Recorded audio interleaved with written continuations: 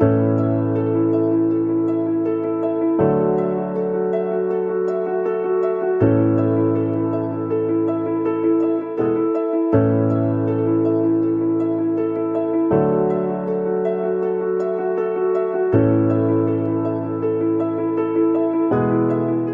very good morning to the United States, a very good afternoon to Denmark, and a happy evening to India. I hope everyone is safe during this pandemic. Myself, Sumukha S., a final year BCom student of Seshadripuram Union Degree College. Welcome to the 55th International Webinar of Seshadripuram Union Degree College. At the outset, I'm happy to inform you all that our Union Degree College is celebrating its Golden Jubilee year. On behalf of our college, we congratulate all the stakeholders. Today's webinar is fully hosted by the students of Seshadripuram Union Degree College. I request everyone to kindly pardon us in case of any mistakes. Department of English, in association with Aarhus University, Denmark, and University of North Carolina at Chapel Hill, US, is organizing this international webinar on Digital Humanities Session 15. I now request Nagasudha Ma'am, Assistant Professor, Department of Commerce, to play a small video of our college. Over to you, ma'am. Begins with a small step. Proving this statement true, it all began in 1930 when two women, educational enthusiasts, took up a noble initiative. In the erstwhile posh locality of Seshadripuram, Srimati Anandamma and Srimati Seethamma started a primary school with 20 children. Now, Seshadripuram Educational Trust under its umbrella has 36 institutions. It all began with the educational visionary Sri K.M. Nanjappa, the then President of Seshadripuram Educational Trust, in 1971, which has been a landmark in the history of education for the working students by starting Seshadripuram Evening College. Our college started with the primary objective of imparting formal education to the quality and needy. The college is affiliated to the Bengaluru Central University. Being in the heart of the city, it has an easy reach and connectivity. Its premises comprise of spacious building with good canteen, computerized library, business lab, browsing center, Wi-Fi facility, sports club, thus well equipped for all academic, sports, co-curricular like NSS, NCC, YRC, etc. and extracurricular activities throughout the year. The college organizes orientation program for freshers and guest lecturers to equip them. As most of us are working in the morning and studying in an evening degree college, it is very facilitative for us to excel in our jobs. Even though we are studying in an evening degree college, we are being provided many state level and national level opportunities to express our talents. Also, many cultural activities are being conducted. SEDC is engaged in various cultural activities throughout the year. There are numerous committees in the college that perform variedly on their behalf and have a lasting effect on the college, students as well as outsiders. Our evening degree college believes in the vision to ignite the minds of every student to identify and develop their inner strength, with the mission to promote holistic development of students by offering quality education and making them self-reliant and progressive. Our college NCC cadets will visit every academic year in Officers Training Academy Chennai and INS Kadamba Naval Base at Karwar. It will motivate our college NCC cadets to join Indian Armed Forces.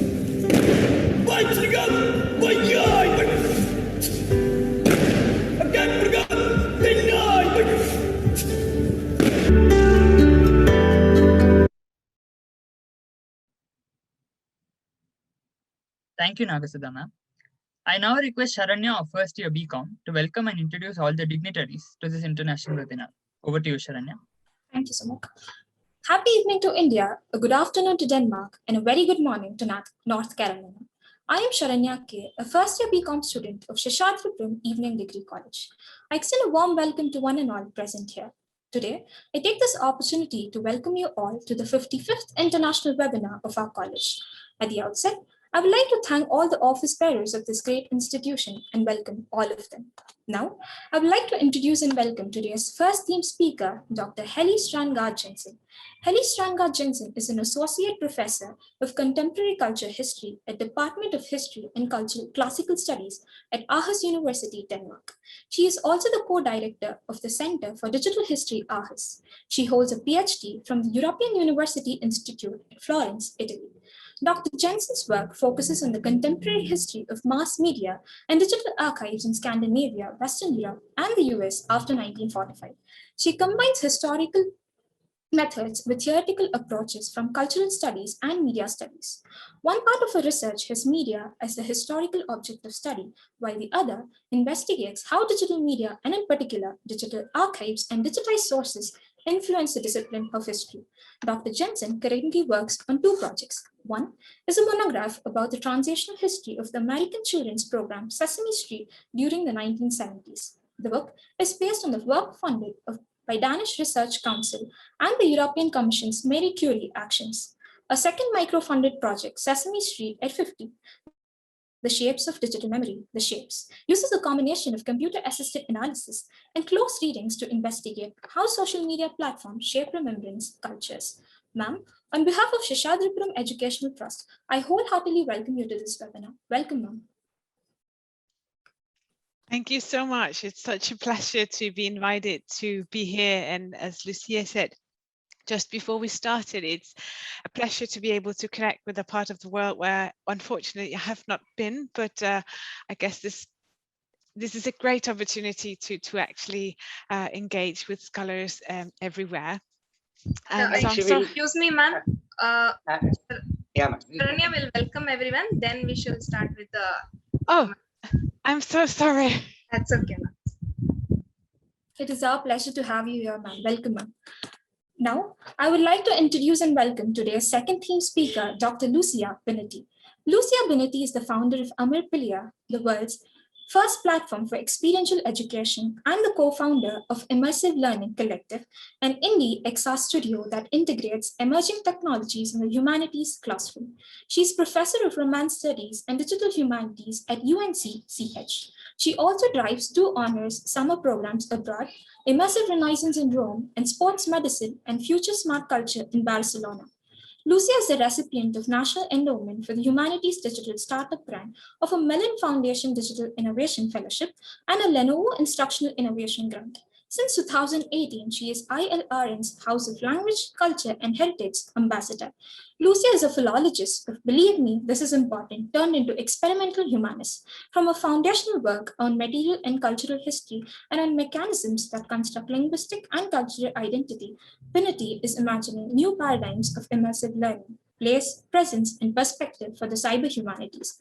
Her latest research contributes to the ongoing reflection on the crucial role that collaborative methodologies and emerging technologies have on the design of smart educational ecosystems that enhance the dissemination and fruition of social and cultural knowledge among the non-academic communities of practice. Ma'am, on behalf of Seshadripuram Educational Trust, I wholeheartedly welcome you to this webinar. Welcome, ma'am. It is my proud privilege to introduce and welcome one more distinguished person who is presiding in this webinar, Shri W.D. Ashok Sir, Honorary Trustee, Seshadripuram Educational Trust, Bengaluru, India. Sir holds a master's degree in pharmacy, specialized in the field of total parental nutrition. He served at the famous Al-Adin Hospital, Kuwait, for over 13 years. He is the Honorary Trustee of Seshadripuram Educational Trust. Sir is the backbone for all the events conducted in our Evening Degree College. Sir, on behalf of Seshadripuram Evening Degree College, I welcome and request you to preside over this meeting. Welcome, sir. Thank you. I would also like to welcome our beloved Principal, Professor N.S. Satish Sir, who is a man of perfection and a guiding force for organizing 54 international webinars conducted so far. Sir, I wholeheartedly welcome you to this webinar. Welcome, sir. I welcome all the office bearers and trustees of Seshadripuram Educational Trust and all the principals of our sister institutions, other heads of the institutions, conveners, volunteers, and all the participants who have registered across the globe. Now, I welcome Dharappa Konnur Sir, Program Coordinator, Rajat P.S. Sir, IQAC Coordinator, and finally, I welcome our own teaching and administrative staff to this webinar. Thank you, one and all. Thank you, Sharanya. May I now request our first theme speaker, Dr. Helle Strandgaard Jensen, Associate Professor at the Aarhus University, Denmark, to enlighten us on the topic Digital Archival Literacy. Over to you, ma'am. Okay, thank you. And sorry for that before, but yes, I guess there are different, well, anyway, so thank you so much again for inviting me. I am delighted to talk to you today about something that's very close to my heart, which is digital archival literacy. I'll share my screen and then I'll speak for, I was told about 25 to 30 minutes, so that's how long my talk will take. So I'll share the screen and you should be able to see it now. Yes, madam, we can see. I'll just see if it, yes. Okay, so I'll talk about digital archival literacy and what that is, how digital archives affect our methods and analytical strategies. So I'll talk mostly to you today from a perspective of a historian, but as I know that many digital humanists use data, like historical data, the methodological implications of finding and using data from historical archives that have been digitized is also has a lot of implications for digital humanities more broadly. So do think of it as an introduction that comes from the subject of history, but does have a lot to say to researchers who do use historical data in any form. So source criticism within history has largely been conducted without thinking about archives as spaces that induce power biases, biases in terms of the power that they provide with the infrastructure that they set up. Historians have mostly been focused on their own practices, so what happens in the interpretation of a given source. They have everything has been about like how to do that interpretive process, sitting with either an analog or a digital source. But recently, historian and archivists have been asking about like what happens prior to sort of finding these sources, what enables us to find some sources rather than others, what is it with the infrastructure of the archive that co-creates our practices as scholars. Because historians have previously thought of houses sort of kind of our archive, sort of archives as houses full of facts. And here I'm paraphrasing Cook from 2013.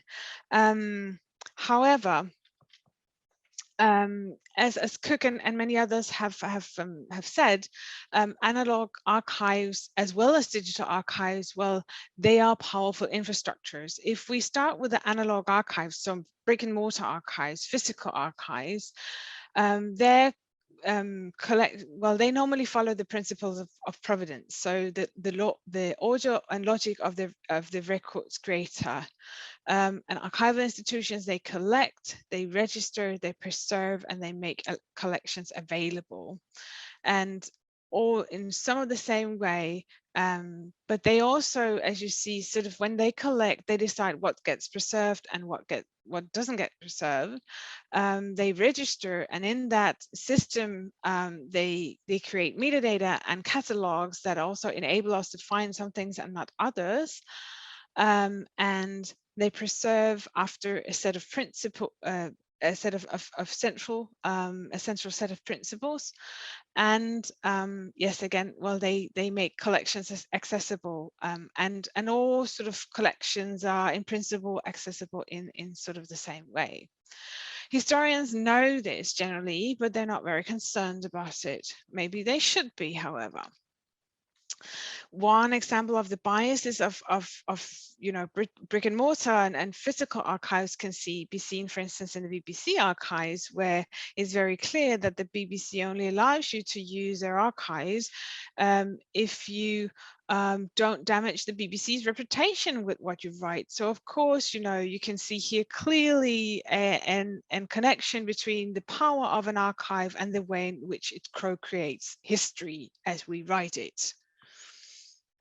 So what do I want to show with this picture? Well, so historians have generally been very interested in physical archives. So it makes their their heart pump. It makes the, you know, they're very excited about going to physical archives, but you know, digital archives they don't like as much. Historians and many other humanists who used historical data don't think a lot about what has happened to that data once it becomes part of a digitalization process. What do I talk about when I talk about digital archives and repositories in this talk? I talk about, I use it as an umbrella term for the process of digitization in archival institutions that influence their use of their collections. That could be the digital it could be digital catalogs, so central catalogs that registers what is in the archive.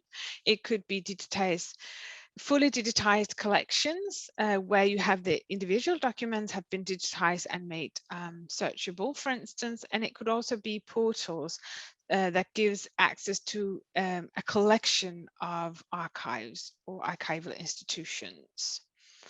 So I'm going to talk about digitized material, so material that usually was analog, but now is you can find in a digital format. I'm not going to talk about born digital data. Born digital data is data that's never existed in an analog format. So in digital archives and the processes that makes digital archives, they're part of many digital transformations at once. Archives, libraries, and museums, they make so much material available in a digital format, and it's a process that is part of where there are many parts in that puzzle. There are many pieces in that puzzle, but what you should think is that not far from everything is being digitized, and the full digitization that some will sometimes talk about is a dream that's never going to happen. Only a fracture of what is collected gets digitized. Digital archives are powerful infrastructures, and so like other archives, and they collect their infrastructures for collection, storage, curation, and access.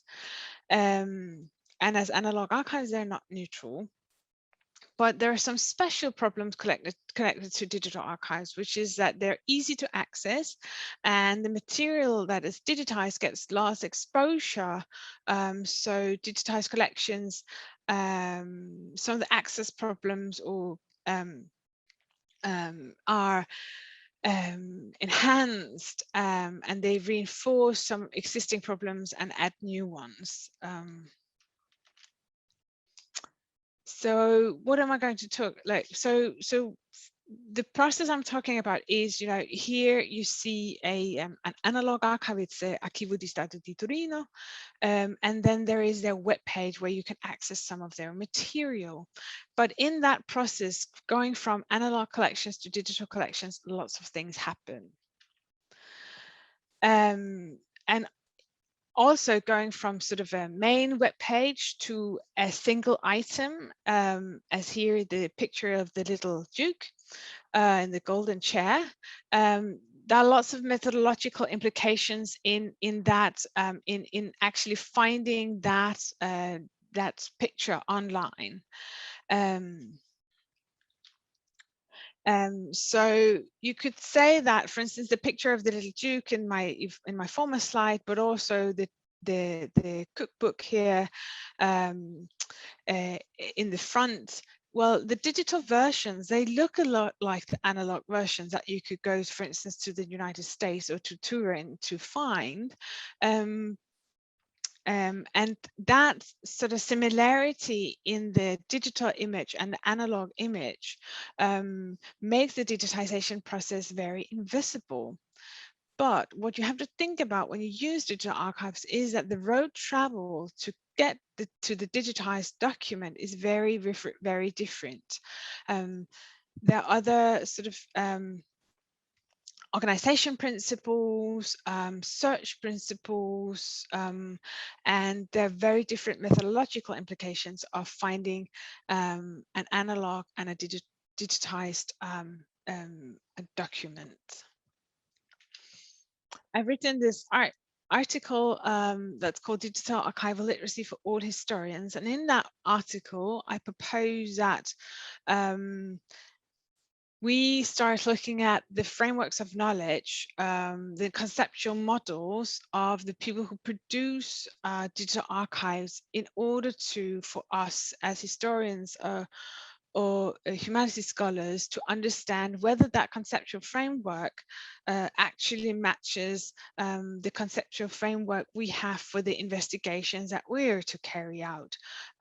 So the ways in which collections, principles for organization, they're made by the people who create the collections. Do they actually match what we want to use them for? And if not, how are we going to understand and use the digital collection anyway?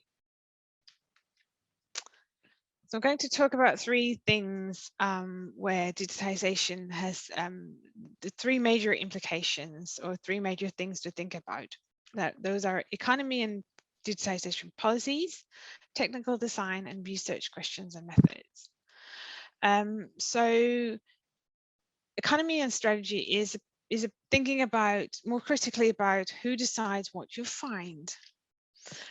So finding these pictures of the little Duke in a digital collection of Archivio di Stato di Torino in Turin, it is thinking about who funded that these could be digitized, right? So, and who prioritized that it was this collection, not another collection, that was digitized and made extremely accessible online. Was it copyright issues? Was it funding issues? Was it political issues? So thinking about like what other material could be there? Why is this highlighted and not other material? One of the things that I want to point to is that digitization is very expensive. That means that, for instance, in Denmark, which has a pretty affluent culture when it comes to funding archives, museums, and libraries, actually many digitization projects are not possible without external funding.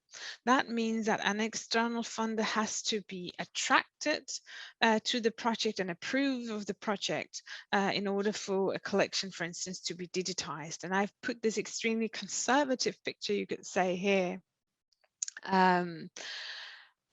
because mainly the collections which are being digitized are those which are already popular, can reinforce branding strategies of institutions, will bring in lots of people, so enhance social engagement, which is all good. You could say like democratization of culture. Why it's not that I'm opposed to that at all, of course, but it's just something as a researcher you have to think about. Like if you only work with the collections that have been digitized and which are digitally available to you, then there might be many others that were more relevant. But why is it you ended up working with these? Why is it that and does that create a bias in the historiography, for instance, of your field? So the thing to think about as a researcher, I think, is if digitization becomes a recanonization, if institutions are only able to attract funding or willing to digitize collections that are already popular, then it's a reinforcement of canon or of what is already popular. So you don't get the exposure online, at least, and the easy access to collections which are more like, which are by the institution itself seen as more fringe, not as interesting. So it becomes an extreme bias in terms of what is popularization. So if you're the historian or the scholar out looking for doing something new, for doing something which is not within the canon, then it can be, then it is definitely something you need to think about, how the material that you find has been selected and what could be of, is there something that could be of more value to you and the topic that you want to be working on, if you want to challenge existing historiography, which is not findable in a digital digitized format. So technical design, it also is something that affects the work that we do if we use digitized archives. So one thing is, so system design has large methodological implications, and I will talk about four things. One is predefined subject categories, another is algorithm or search fields and sorting of results. The third is metadata, and the fourth is OCR, optical character recognition, and HTR, handwritten text recognition, and their quality and what implication that has. So let me take the four in turn.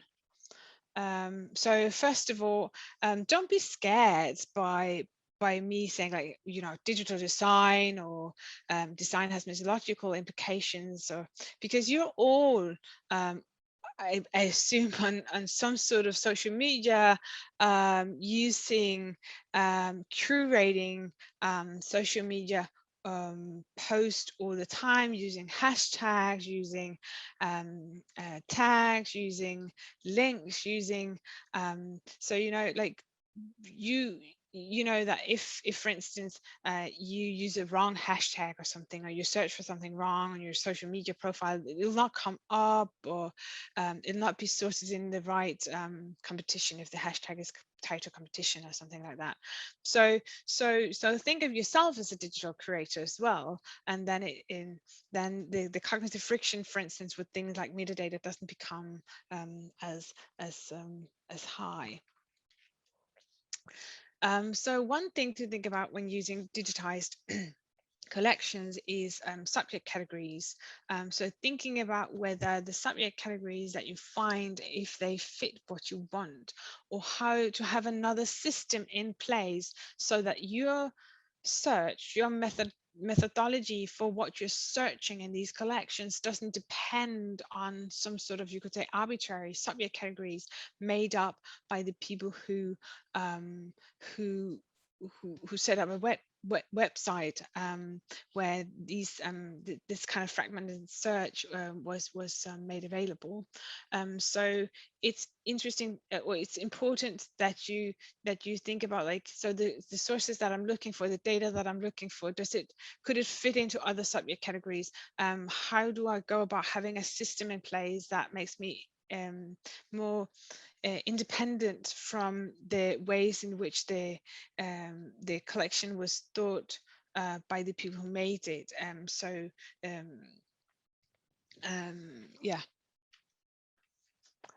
Here you clearly see a difference in two collections, one being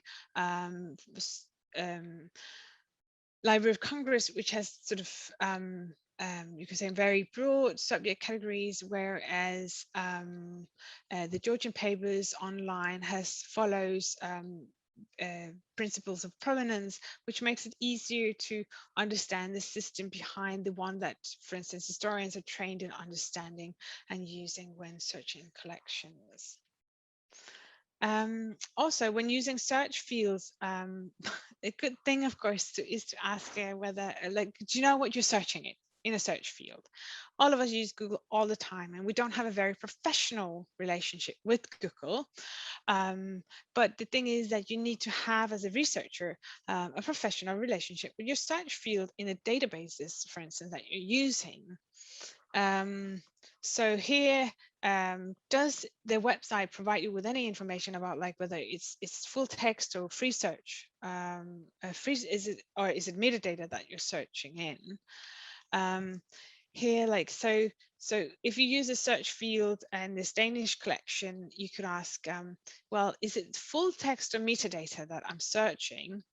And sometimes if it says, well, you're searching full text in these documents, well, actually what you don't see in this search field is that only a percentage of the collection has been transcribed. So when you think you're searching full text, maybe in all of the collections, you're not. You're only searching full text in what has been transcribed, for instance, by volunteers.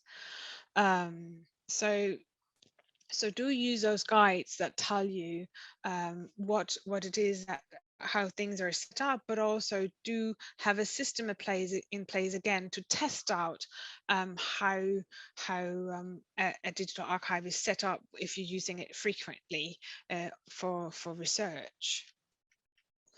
Again, like, how are things sorted? Who have deemed what is relevant? This might not be most relevant for you. And again, try different search words, have a system in place, write it down so you can document your process when using these kinds of repositories. Some are very good, some are not very good. Like, so for instance, again, here from the American Holocaust Museum's collections, they follow the principles of provenance. So in that way, you can at least see the context of what you searched, of what you found when you searched in something. I know this website is in Danish, but what I want to say with it is just that do look for any search guides you can find and do read them. I know that they're easy to overlook, and because we're all trained using Google every day, we think we know how to search for things, but really this is about having a professional relationship to the collections that we're using. Also, I don't want to go into this too much, but often searches are conducted into metadata. Metadata is data about data. So it could be something about, like, who's in a photograph, or when was it taken, by whom, how big it is, all sorts of things. Could also be, is there any inscriptions on the backside? Does it need to, how is it preserved? But basically, metadata schemes do not always fit what we want to search in. And if we can only search in metadata with the search fields we're using, then it's important to understand and have a look at if you can see what the metadata scheme is, and if it might give you some clues to other words you want to search for. Again, so this is just an example from Columbia University Library. A woman could often be categorized as her man. So for instance, my name is Helle Jensen, but 100 years ago, I might have been registered under my husband's name, which is Magnus Strandgaard, which is very, very different from my own name. And so during the pandemic, actually, this library, they changed lots of metadata. So they changed the name from the husband's name to the actual woman's name who had actually written these things, or whose letters it was. But just a warning again to see how different things can be registered from what you want to maybe be looking for. And the same is the thing with tags.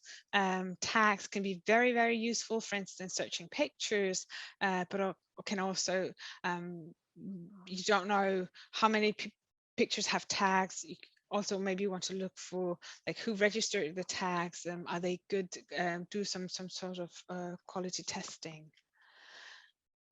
And lastly, there is optical character recognition or handwritten character recognition. Those are two different processes by which you use computer assists you to read things, but the quality can be extremely low. And so it's good to search to see what result you actually get.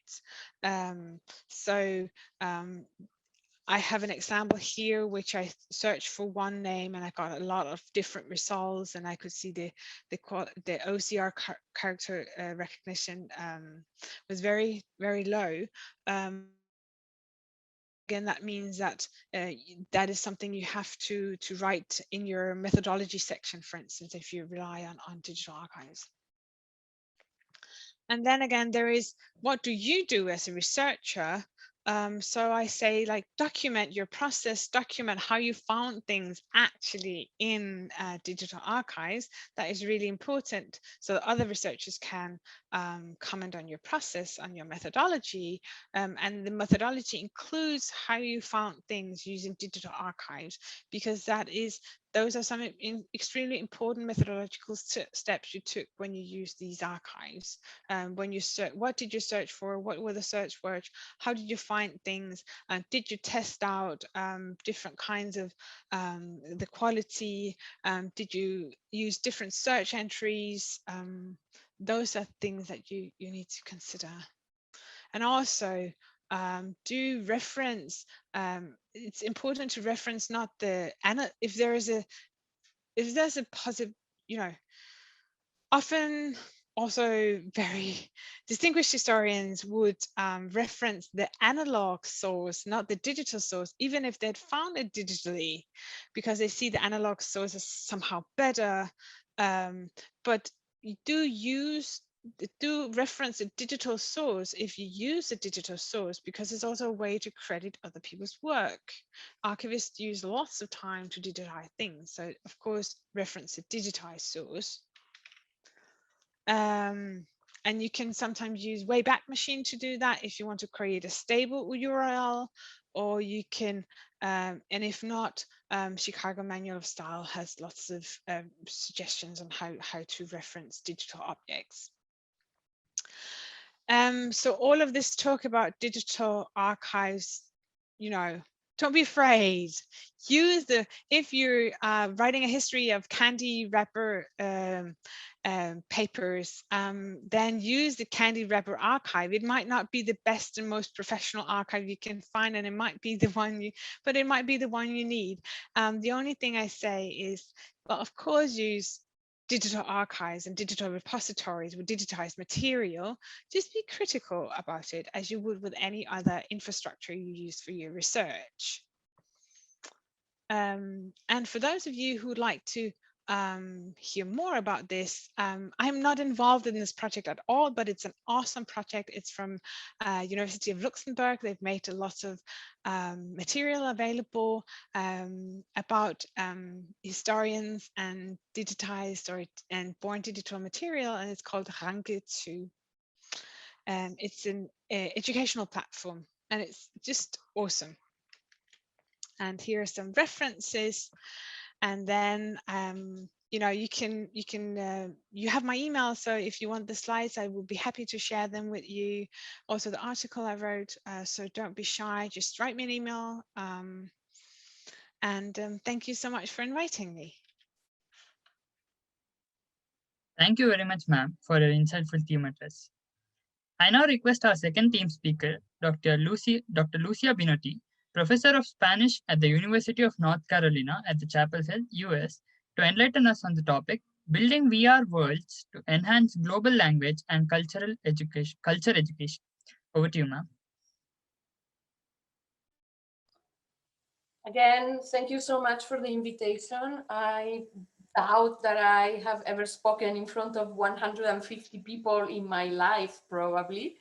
The beauty of humanists with to have smaller audiences. So this is a treat in so many different ways, and I hope also a beginning of further collaboration in the future. And thank you so much, Helle, for your talk. It was really illuminating, and I particularly like the idea of literacy, because what I'm going to talk about also is an issue or a question of literacy, of being able to learn and to teach in newer languages, digital and post-digital languages that are appearing and that are going to be the languages of the future, but that entail a kind of understanding of how the digital and the immersive world work that sometimes is a little bit ineffable for us. So let me share my screen. Let me see which is the right.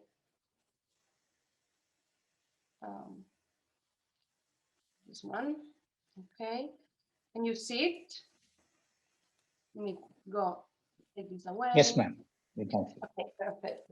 Can you see the entire screen? I'm trying to take here. I'm taking you away from there. Perfect. So I have actually slightly changed my title because I want to talk about literacy. I want to talk about a mindset. So when we are talking about immersive, we are of course talking about an perhaps complicated and expensive process of creating virtual worlds. But prior to that, I think that starting to operate with a mindset of immersivity makes a lot of sense for how we are going to understand what I call the new quote unquote book of the future.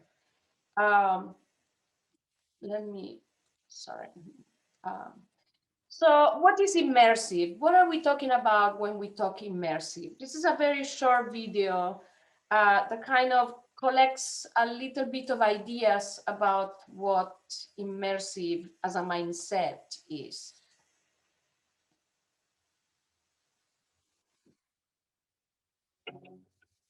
Immersive is, I think, a challenging term. What immersive means to me is that the audience is part of the story. Immersive is what we do now, where we're still doing the same thing. We're telling a story, we're putting on a show, but the audience is a member of that cast. I think there was a big shift, with immersive theater. The audience is the core of it. Feels like immersing yourself in an environment. And we want to be part of something that we actually feel emotionally tied to.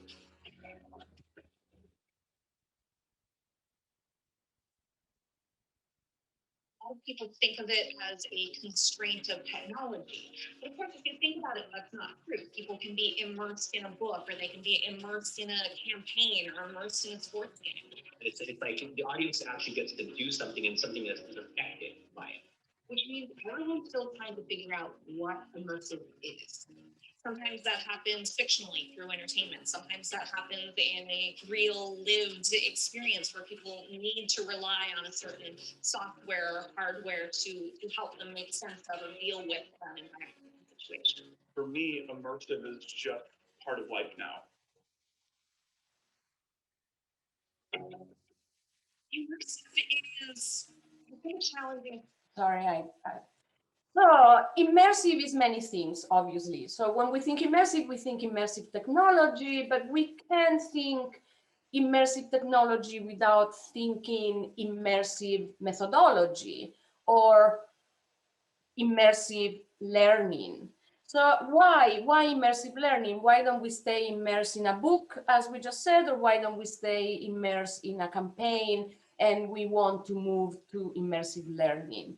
Well, there is, the possibility of moving in time and space. So right now, I could immerse myself in your college, and that would be awesome.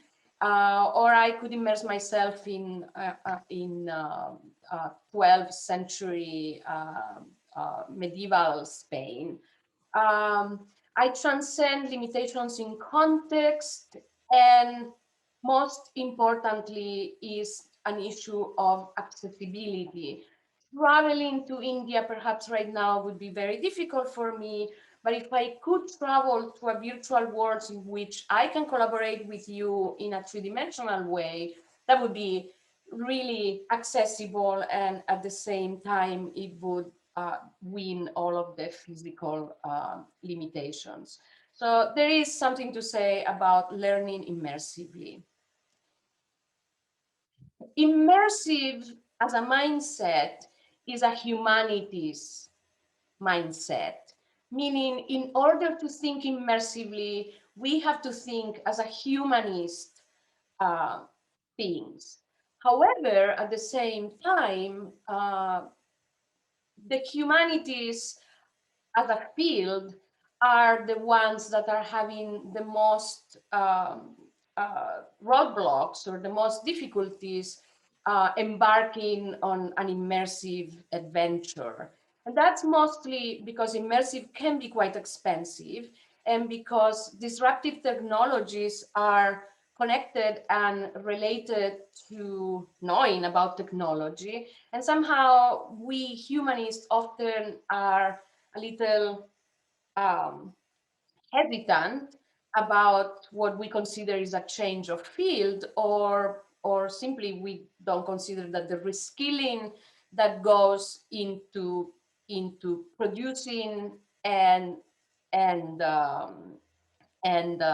disseminating a new reality or a virtual reality is something that we can really, use our time and expertise. So while disruptive technologies are carving the way for a future, and we discover more ways to combine immersive technologies with different operation, we as humanists, I think, have a responsibility to be part of this movement towards immersive. As I mentioned a second ago, immersive learning is humanities learning because immersive learning elicits and enhances capabilities and skills that are humanist and humane-centered capabilities. So in a VR application or in an augmented reality application, this is a framework for VR, but it works similarly also as a framework for AR. You can see that we really are focusing on the ability to engage, on the interaction with others, on the purpose, the usage, which would be, in our case, understanding the world as a whole, and in the effect or in the impact that the cognitive load has on the learner. And there is great research right now showing that immersive technologies really enhance the retention of memory and the empathy of the learner. Literacy of immersive, grammar of immersive are important elements to learn in immersive. Point of view, human-centered design, storytelling, the possibility of thinking about ethical ways to learn and to teach. All of these are core of the humanists and the digital humanists that can only get enhanced and multiplied when we are thinking with an immersive mindset. So designing and thinking in immersive, and when we are thinking of translating or transforming our classroom in an immersive classroom, is doing a lot more than just changing the way that someone learns inside the classroom. It is collaborating with a new way of understanding the world. So when we design the humanities classroom for immersive, we are collaborating to develop scientific, technical, and applied potential of digitally enhanced immersive learning environments.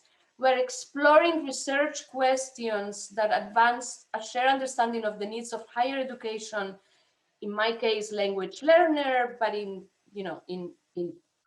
of humanities learners in general, as well as developing use cases for XR accessibility in the humanities discipline and curricula.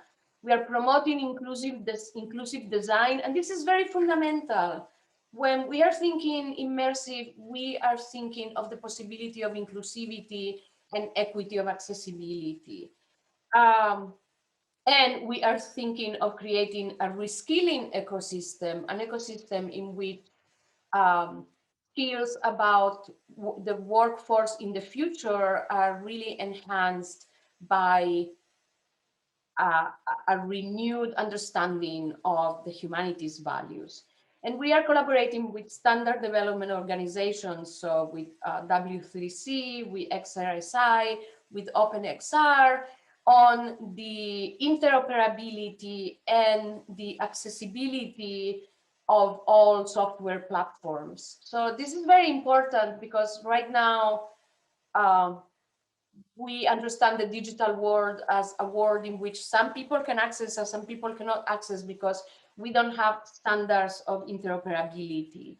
But as we create immersive environments, we are also contributing to creating a sense of standardized usage for everybody.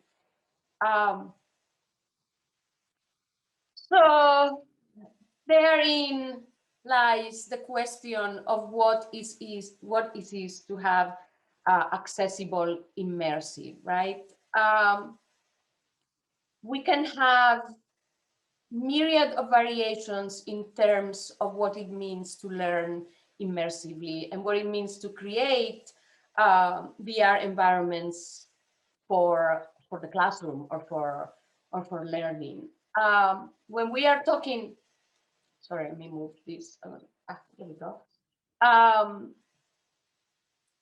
When we are talking of an immersive mindset, we are not necessarily entailing that everything that we do needs to be accessible in an expensive, fully immersive environment. So VR technology can offer fully immersive, and that's when you are accessing the experience in a fully immersive headset in which you can also probably move around. Non-immersive, that was being immersed in a book, and web-based VR experience. Web-based VR experience, what is called WebXR, is a solution that my research group, at least, and other research groups are looking at as one really favored or one really interesting solution to create an immersive mindset, yet to also create great accessibility for everybody. So WebXR, especially in my case, Mozilla Hubs, allows for the building of environments that can be accessed. Let me get to the next slide. Sorry, there we go.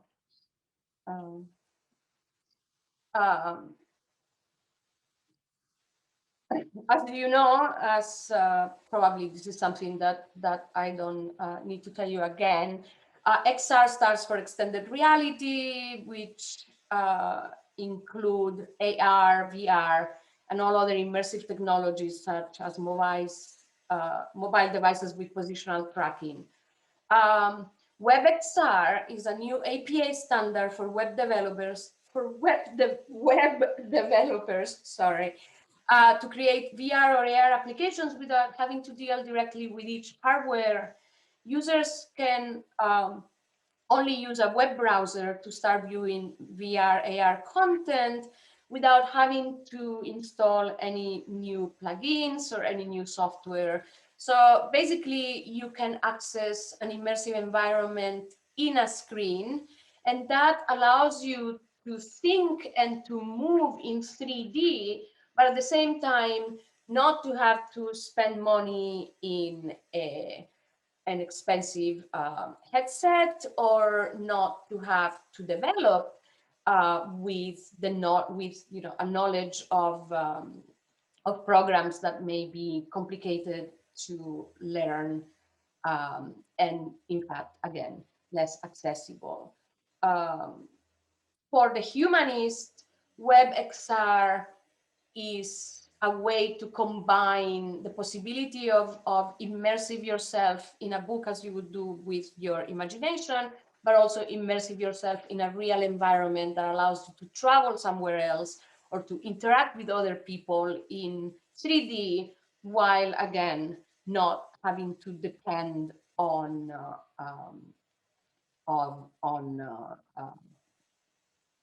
total isolation, the total isolation of a headset.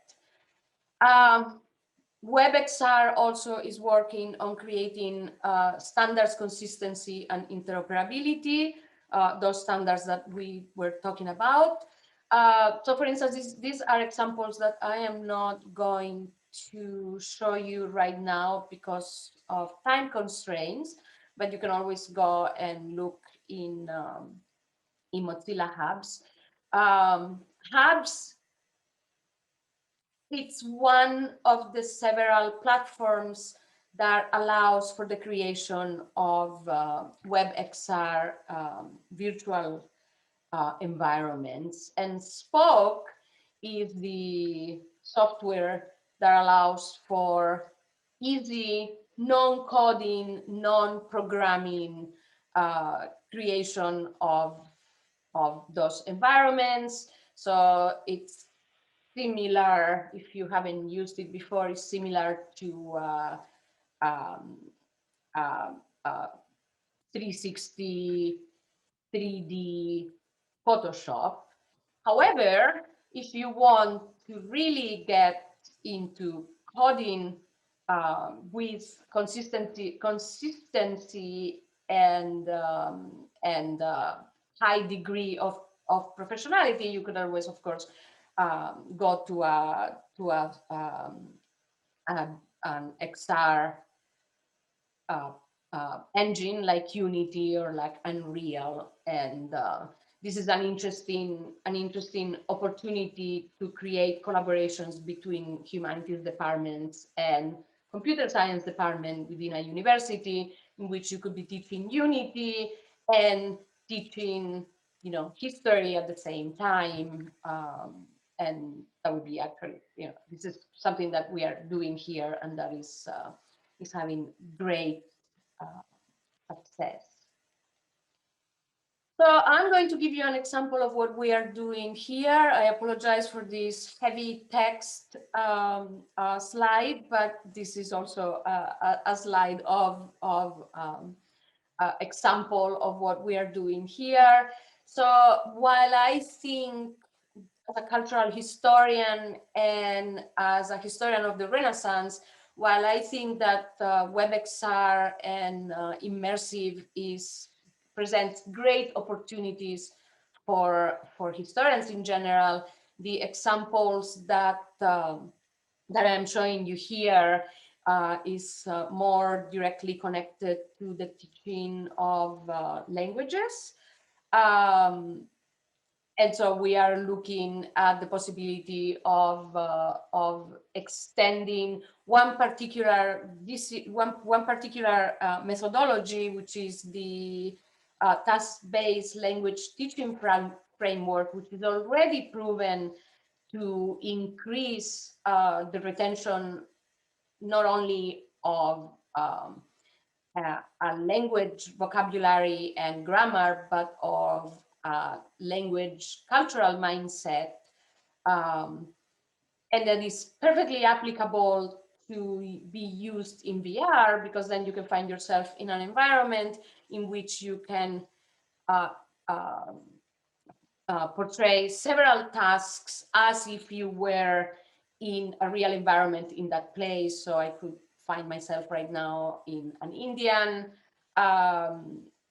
vegetable market and have to fulfill a series of tasks that somehow replicate the way I would purchase in an Indian market versus, for instance, the way I would purchase in an Italian market or in a French market.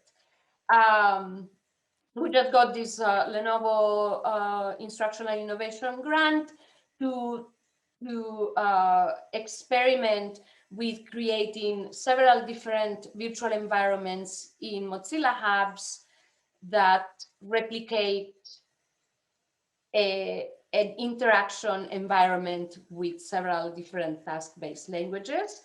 And we are using this not only as a cultural and language learning experiment, but also as an experiment to change the curriculum inside our university. So in this case, to change the language learning experiences for intermediate beginners into something that can become complete courses and that can speak for the introduction of immersive in other fields beyond language. So as I mentioned a second ago, in history, in archaeology, and in other subfields of the digital humanities.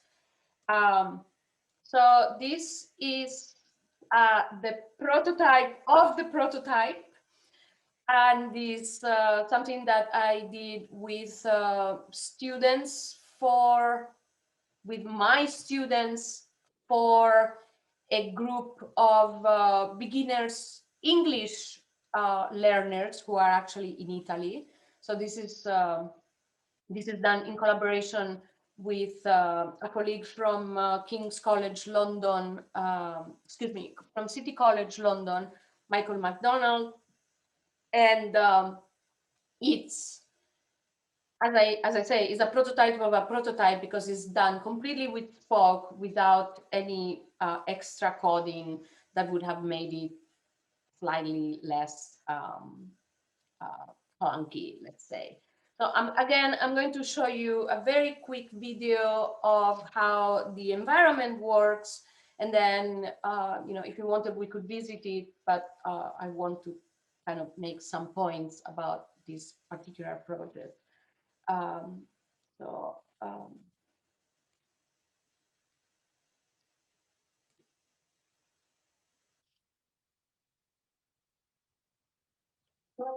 this is Immersive Learning Collective Farmers Market Project.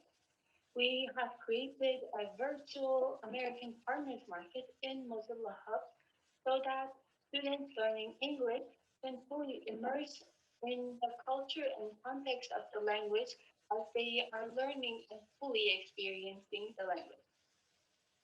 So here we have a farmers market where we have different tables, and in each table there will be different tasks and activities to learn different vocabulary and for different skills. But we will go into the fresh produce stand now, which will be where we start, and the other tables will be implemented soon.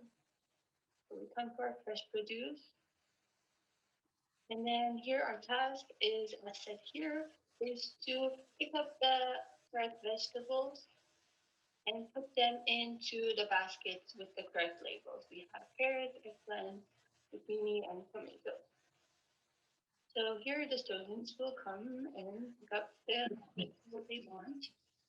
And then they will go to the basket and match it with the one they feel it is correct.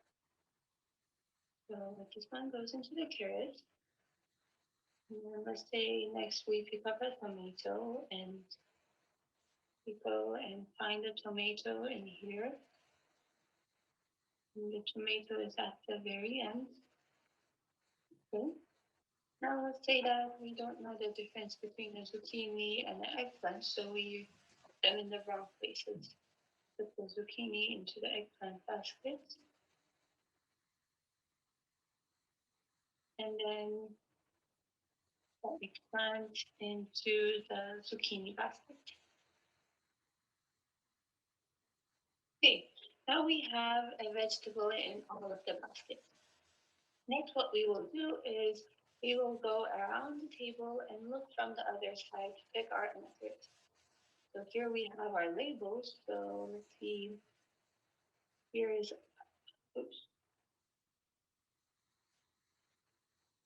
Here we did the correct, we put the correct vegetable, carrot, but here we messed up. We put them in the wrong places. So we learned that we did it wrong and switched the eggplant and the zucchini. And then we checked and we did the tomato correct. So we completed this exercise and now we are good to move on to the next table and next time. And in this Mozilla Hub's experience can be experienced in a Oculus VR headset with fully VR features like holding the vegetables and putting them into the basket in space. Or I am currently in my web browser and it could be run on web. Also, it could be run in mobile. And also, this could be an experience where you can do it individually or as a classroom, guided with your teacher or without your teacher. So this is a fun and educational learning experience, immersive learning experience created by Immersive Learning Collective. Hope you enjoyed. Thanks so much. So, sorry, let me stop that and go to the next there. So in terms of the environment that you just saw, you can see, as an aside, you can see that a main difference between so this was created in Spoke without any extra coding.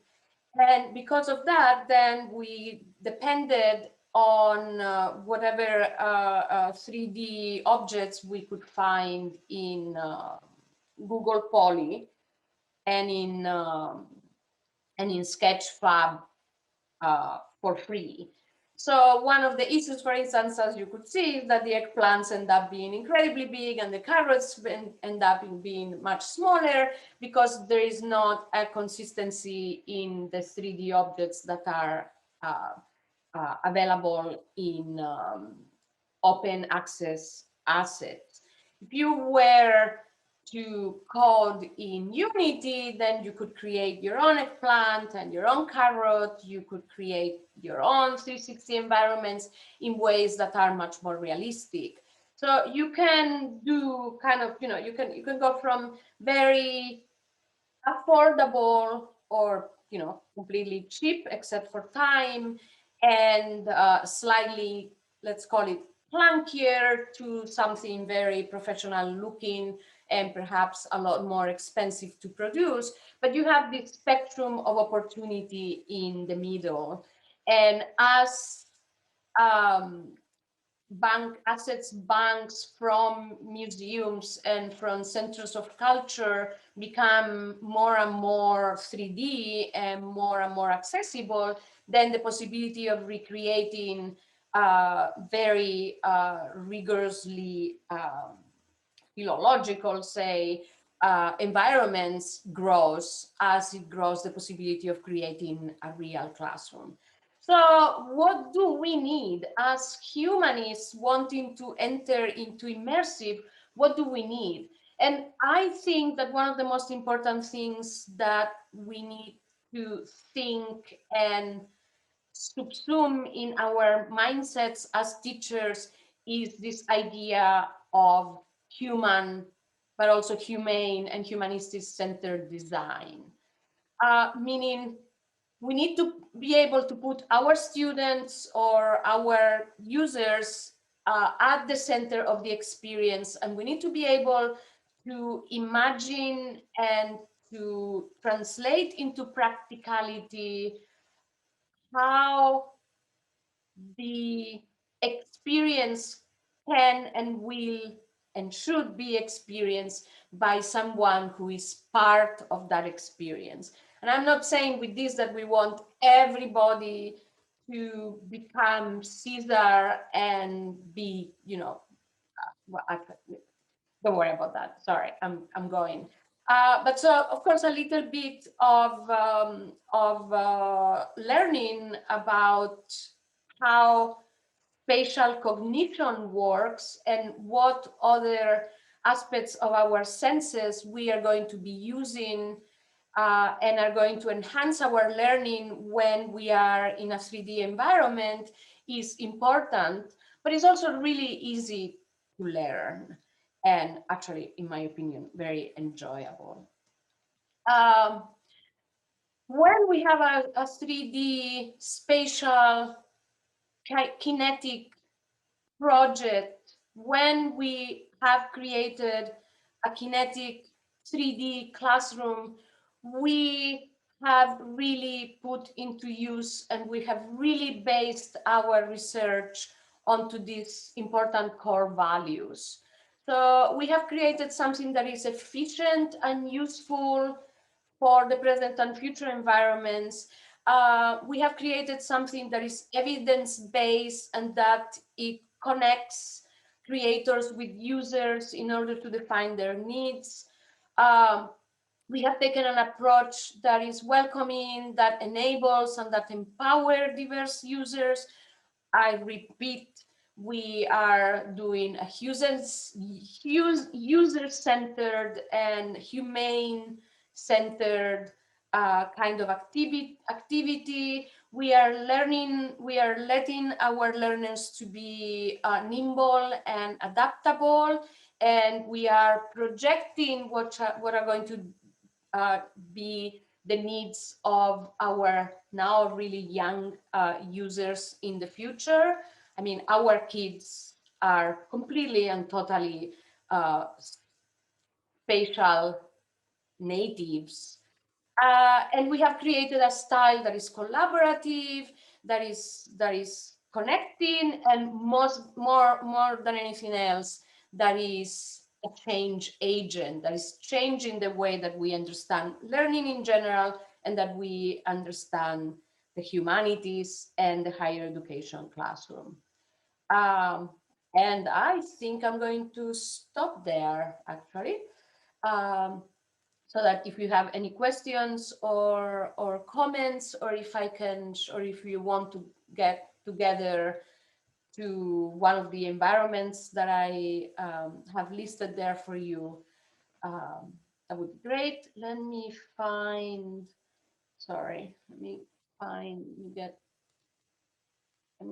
that and find sorry, there's all sorts of other stuff here, but I wanted to find the working bibliography, the referencer, as Helle called it, so that you can also see the research that goes into this kind of thinking. And thank you so much for this.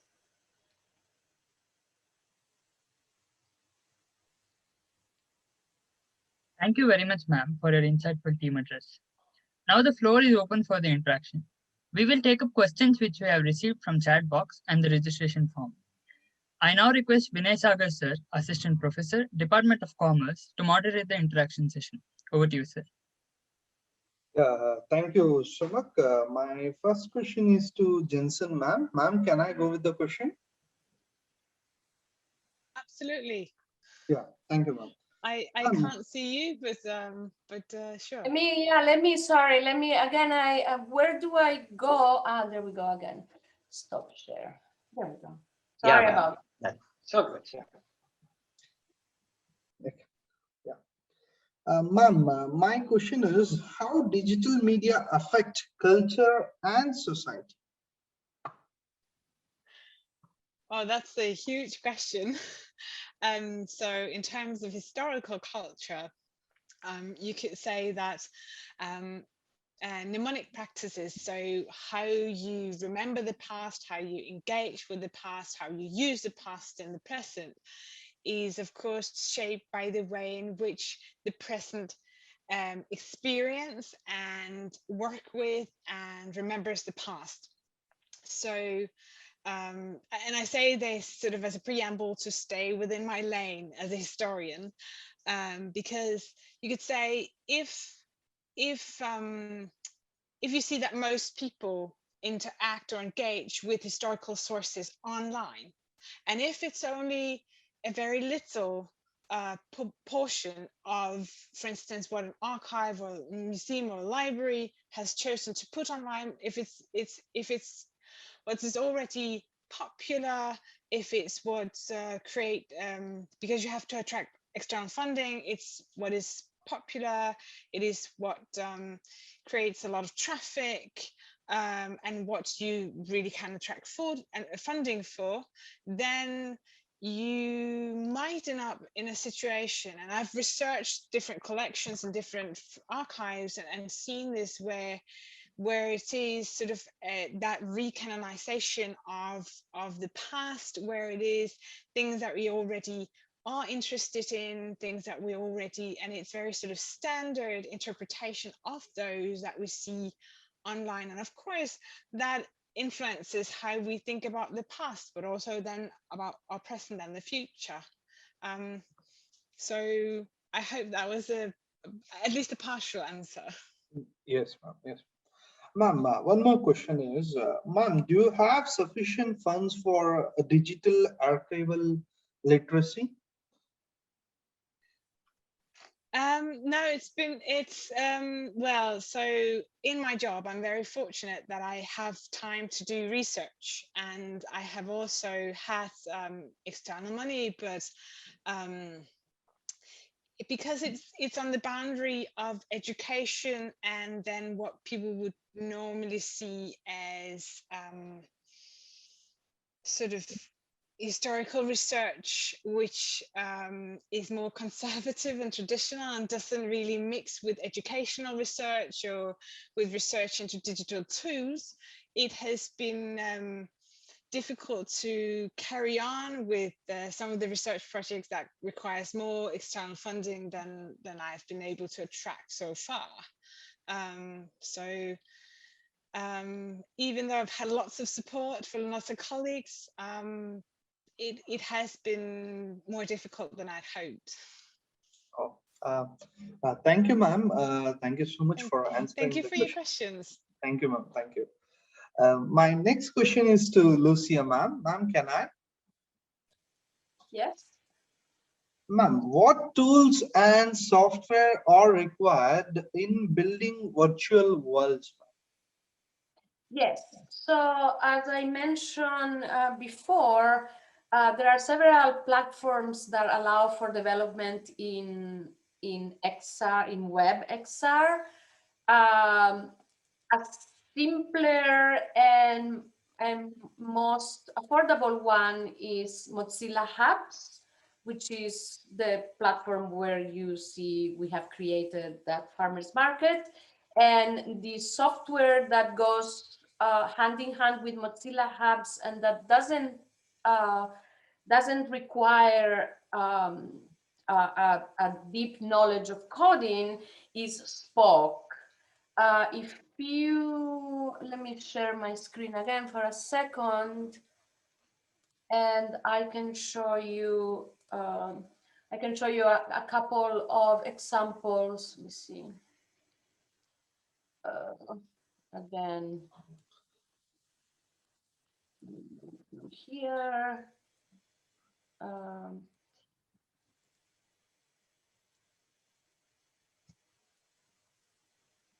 So yes, so for instance, so there are other platforms as well. It depends very much. So there are two major ways of understanding WebXR these days. One is the possibility of creating pre-made collaborative rooms, like creating a classroom. And so you can go to AltSpace VR, for instance, or you can go to Facebook Horizon, and you can meet with people there. You can go to another software called Virbella. Each one of these places have pre-made environments. Some look like classrooms, some look like fora, like lecture halls, and some look like the beach, where you can go and meet. Your avatar will meet with other avatars. And in places like Altspace VR, for instance, people have all sorts of reunions. There is a weekly meditation class, for instance, that attracts people from all over the world. And of course, there are entire conferences happening in a virtual spatial environment. Other platforms like hubs allow for building of your own environment. And I find that particularly exciting because then you can customize it to whatever you think you should customize. So for instance, when you go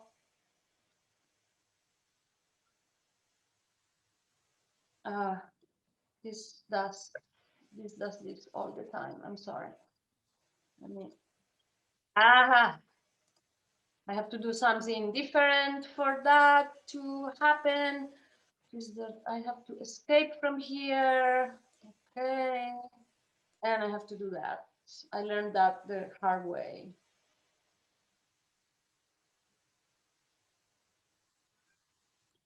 So this is different environments created either by the Mozilla Hubs team or by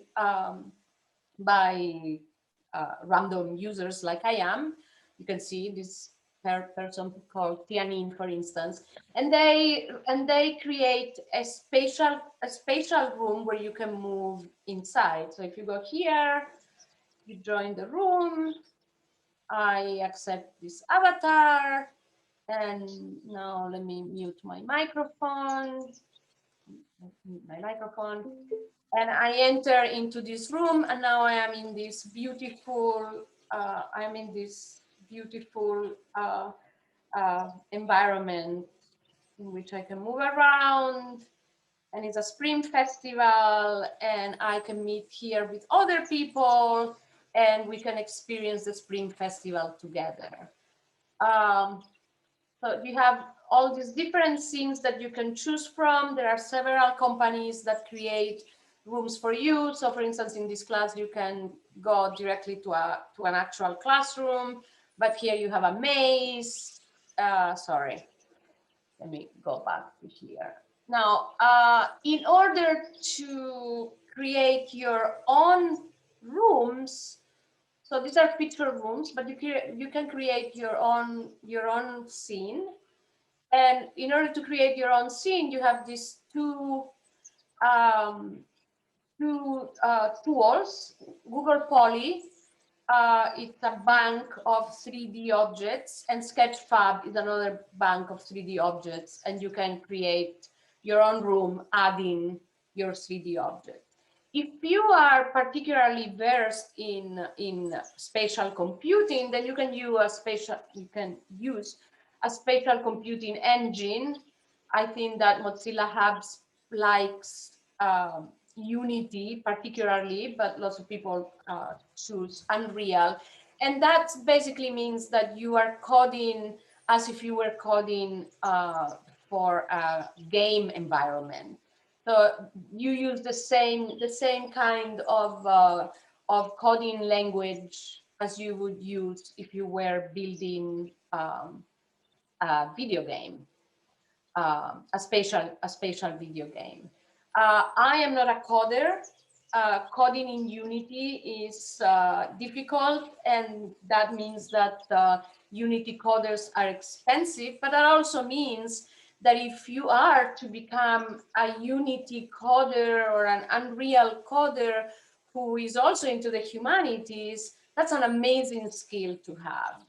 And I think that is one of the important jobs the future. And let me show you before I stop the sharing. Let me show you, for instance, this is a tiny company. They are called Science VR. I love them.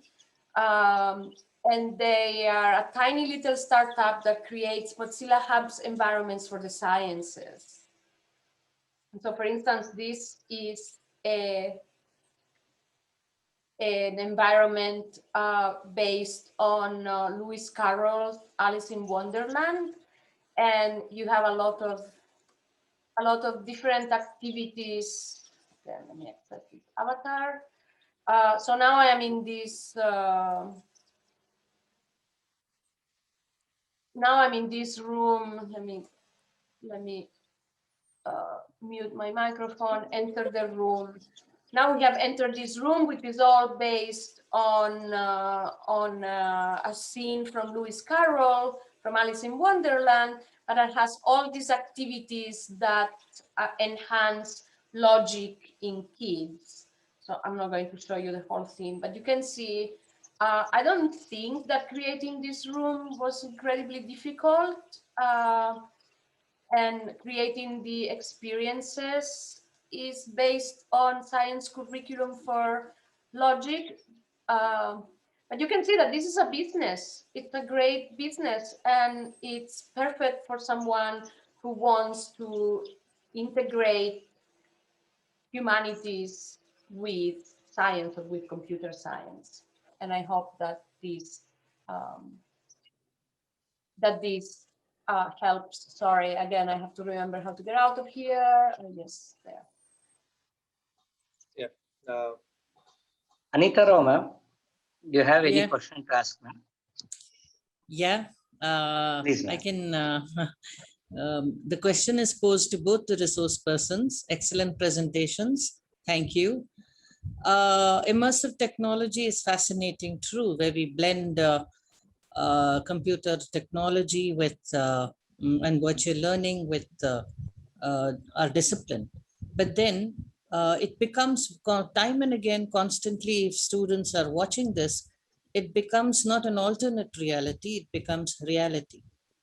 And that can be very disruptive and very distressing to students. How would the resource persons react to this? Do you think, you were talking about human-centric learning, and how human-centric is artificial intelligence and virtual reality? Can I, Helle, do you mind if I No, yeah. yes, yeah. Yes. Well, yes, and this is an incredibly important point, and thank you for making it. Where do we make the distinction between real reality and virtual reality, augmented reality?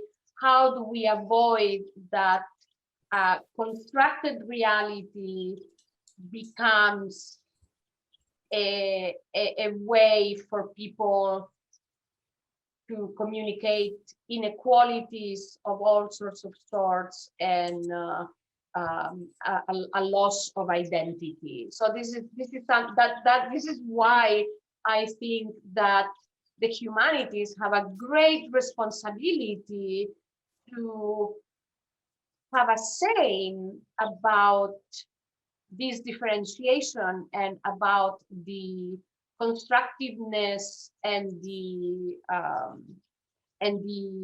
justice of virtual reality before virtual reality becomes invisible. Said in a different way, our kids are already immersed in an alternate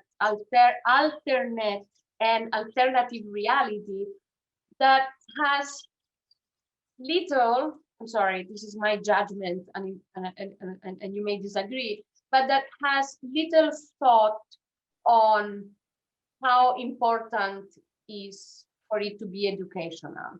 So our kids are already completely immersed in TikTok augmented reality. They are completely immersed into recreating an avatar for themselves that are not cognizant of their the real physical realities. They already live in alternative realities that they have created in their homes, in their classrooms, using all sorts of potentially damaging social media, right?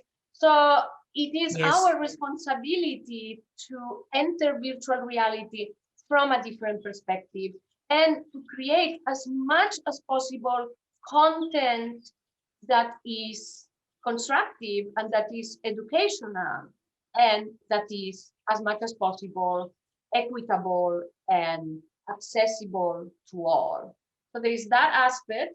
And then there is, of course, the aspect of what accessibility means, right? Because, of course, if I say virtual reality in the classroom, I'm already making a huge divide between those kids that have access to a computer, even if it's just the web, that have access to a screen, and those who don't even have access to a screen, right?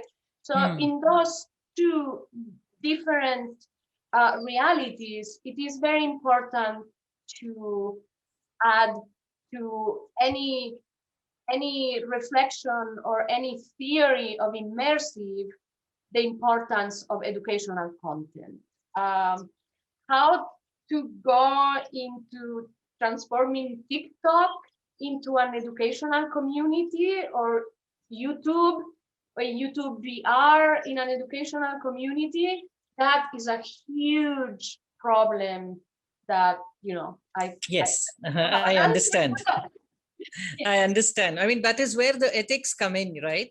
You were talking about ethical teaching and ethical learning. I suppose, how to balance and how to get them out of the gaming obsession is really where the ethics come in. I understand. Or how to transform gaming into a way of learning rather than into a way of forgetting that we are in a real world with real needs. That's a huge challenge. That's a huge challenge. Thank you. Thank you. Thank you, Anita ma'am. Thank you, Lucia ma'am. Vinay Sagar sir, as we are running out of the time, we can conclude Q&A here. Yes, sir. Yes, sir. Yes, sir. Thank you so much to the speakers of the evening. This is all from the Q&A session. Over to you, Sumuk. Thank you, sir. Thank you very much, respected speakers, for answering the questions of the participants. Thank you. A small announcement before presidential remarks. We will now send the feedback form link in the chat box as well as to your registered mail, which will be active for the next 48 hours. Kindly fill in the same and send back for e-certificates. The e-certificates will reach you within 7 to 10 days. Very shortly, we will meet in one more international webinar of our evening college that is on the 9th of this month. The topic is on Digital Humanities Session 16 in association with the University of Sydney, Australia and University of Arizona, Tucson, US. Now I request Sri W.D. Ashok sir, Honorary Trustee of Seshadripuram Educational Trust, to render the presidential remarks. Over to you, sir. Thank you. A very good evening to one and all from Seshadripuram Education Trust and Seshadripuram Evening Degree College. This 55th webinar and in inclusion with Department of English and Aarhus University, Denmark and University of North Carolina, US. It's a wonderful platform for the digital archives. Digital archives, which has been well-versed and which has been talked about in our previous sessions of Digital Humanities.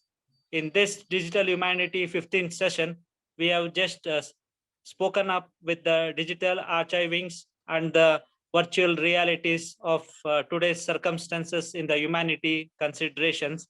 I would like to summarize the whole thing as digital archiving involves the use of technology, including the hardware and software, in managing valuable records that are born digital and those converted into digital form over the information management cycle. So in this digital archiving, it is involving the technology and maintaining it, how it is being processed and what are the processes involved. Dr. Elena has given the steps, and I would like to say that, first of all, planning is necessary for the archiving. where the lifespan of the particular item or media is to be maintained. The medium of storage has to be considered, and the cost is being determined for the storage consideration. Once the archiving is being created, it's the creation stage where the materials are created and it's being acquired. Acquisition takes place by selection and collection of materials.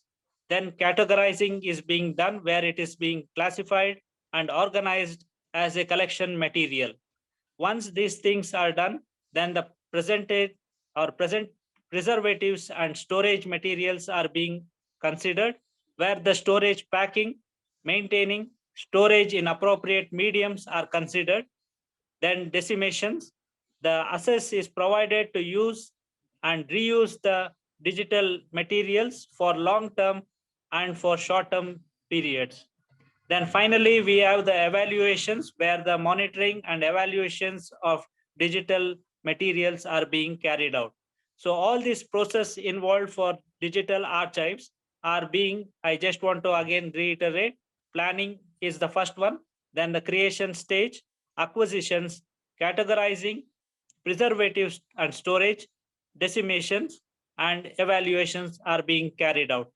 Once it is being published or it is in use, the maintenance again comes in the form of web pages. After every 5 to 10 years, whatever the consideration, is the web page still available, has to be checked. So both hardware and software used must be updated. For example, it doesn't happen in case of a book.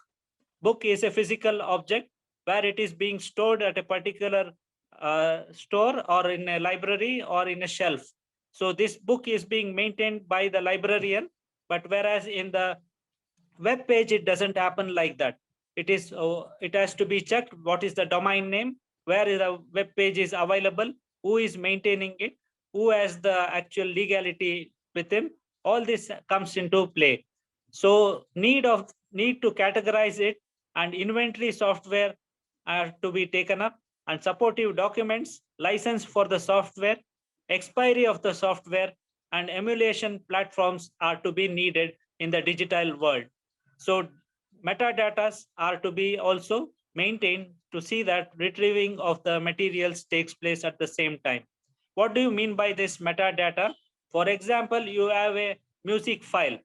Music file, once you want to search the music file, you ask either the artist name or the album name or the year at which it was published. Like this, you can just create an metadata for a music file by giving the artist name, album name, and the year. Like this, even for the manuscripts, you can give similarly a metadata comprising of different elements so that easy retrieving is taken place. Manuscripts, for examples, can be in different forms. Manuscripts can be in paper, cloth, leaf, leather, wood, gelatin, and metal.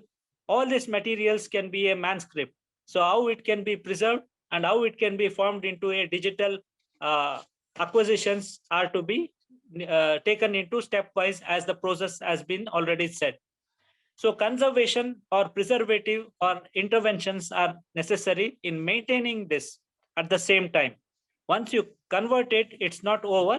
You have to still preserve the manuscripts or whatever the material is there. So it has to be preserved from environment, light, water, air, temperature, and storage conditions are to be maintained. And other things, for example, Dr. Lucia has told about the virtual reality in humanity. She has told about the immersive mindset, generating a 3D dimension image which appears to surround the users. So this is completely a 3D platform where digital humanity can be added up in this immersion readings. Dr. Lucia has given it.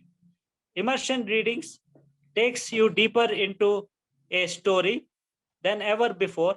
For example, if I just want to say, Kindle ebooks are available. Listening to it professionally narrated in the audible compression of audiobooks. All the same time, Kindle apps are also available for Android applications. So like this, 3D imaging and study of materials or games are being achieved by the use of virtual reality.